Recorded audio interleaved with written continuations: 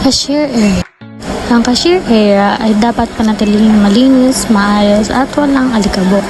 Bukod sa dito natin binibilang ang ating sales, dito rin halos lahat ng transaksyon.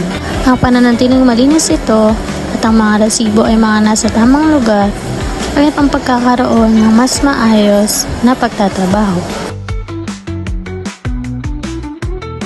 Sa ganitong pamamaraan din, hindi tayo magkakaroon ng problema pagdating sa ating audit. Pending area. Sa pending area naman ay dapat panatiling maayos at malinis din. Dahil dito naman natin kinakausap ang ating mga customer at dapat maganda ang panloob at panlabas. Glass tower.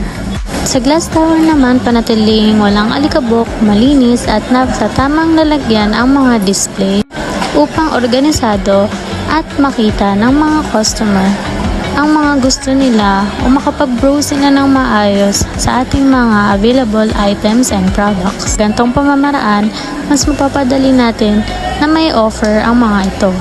Gift ideas display.